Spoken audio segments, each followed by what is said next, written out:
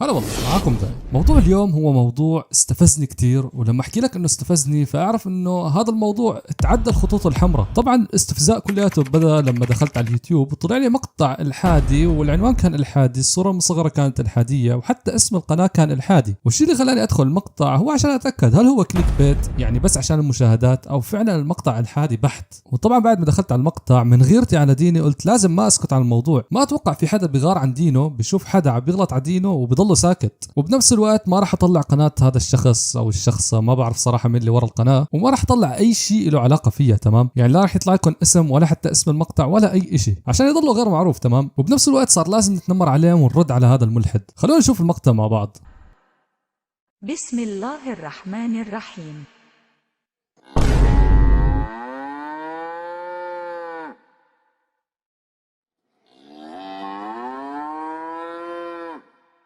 صدق الله العظيم. استغفر الله العظيم واتوب اليه. اللهم لا تؤاخذنا بما فعل السفهاء منا. شوف، هي واحدة من الاثنين، يا اما انك غبي وحمار وما عندك عقل حتى تفكر، تمام، من كتر ما عقلك صغير فكرت انه هذا هو المعنى الحقيقي لسورة البقرة، يا اما انك انت عم تحاول تنكت وحرفيا ما في اي شيء بضحك. تمام، ما في شيء بضحك غير غبائك بالمقطع. يعني حرفيا فيني احكي انك وصلت لمرحلة من الغباء، يعني حتى الحمير لسه ما وصلوا له. ولكن مع هيك رح ارد عليك واحكي لك ليش سميت هاي الصورة بسورة البقرة. تمام، السبب هو انه تم ذكر فيها قصة بقرة بني اسرائيل. تمام، فقصة بقرة بني اسرائيل تم ذكرها بسورة البقرة، وهذا هو السبب انه اسم الصورة هاي هو البقرة. قسما بالله انه حمار وغبي، قسما بالله غباء مو طبيعي. ما هو استفزاز ولا غباء ولا بس عشان المشاهدات ولا شو هدفه من المقطع، ماني عارف بصراحة. طيب يا جماعة الخير، قبل ما اكمل المقطع حاب اشكركم على دعمكم باخر مقطع، عن جد شكرا كثير كثير. وبما اني طلبت باخر مقطع 100 لايك ووصلت المقطع تقريبا 300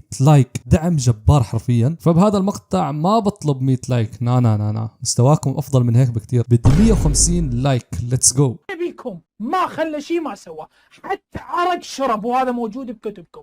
قبل لا تنزل عليه الرسالة كان يضرب بطل بالركن حضرة جنابه، كان يسكر هو وعمر بن الخطاب وابو بكر وابو عبيدة بن الجراح. لا اله الا الله يا اخي، بطلوا كذب، مشان الله بطلوا كذب على الناس. واضح من كلامه انه كذاب. اخ يا جماعه الخير، وينك يا بار تيوب تعطيه ختم شذاب. وطبعا مشان هيك وبسبب هاي المقاطع اللي بتنتشر انا دائما بحكي انه لا تصدقوا اي حدا. يعني هذا مبين عليه انه شيخ بس هو حرفيا ما بيعرف شيء بالدين ونازل عم بخبص. تمام، ونفس الشيء الناس الثانيه، يعني حتى لو ما كان شيخ لا تصدق كلام اي شخص بيطلع وبحكي على النت. حتى لو كنت بتتابعه من زمان يا عمي، روح وتاكد بنفسك وابحث وشوف واقتنع لحالك. ولو كنت صغير روح اسال اهلك بكل بساطه. انا بصراحه ما راح اقدر اني اعرض لكم اكثر من هيك، يعني ناس همها المشاهدات والحياه الدنيا، شو متوقعين منه؟ بس عن جد الموضوع استفزني كثير، ويعني ما قدرت اني امسك حالي وما اسجل مقطع اغلط عليه على الرجال. اساسا هذا مو رجال، تمام، هذا دجاجه. اتمنى يكون المقطع عجبكم، ولو عجبكم المقطع يعني فلا تنسى اللايك، تشترك في القناه لو ما كنت مشترك، وحسابي بالانستغرام بتلاقيه تحت بالوصف، وراح يطلع لكم كمان على الشاشه حاليا. روح وتابعيني هناك، بنزل اشياء رهيبه وستوريات اسطوريه. وبس والله شكرا لدعمكم المستمر. مثل ما قلت لكم خلونا نوصل هذا المقطع 150 لايك، وخلونا نوصل 10,000 مشترك باسرع وقت ممكن. كان معكم داي،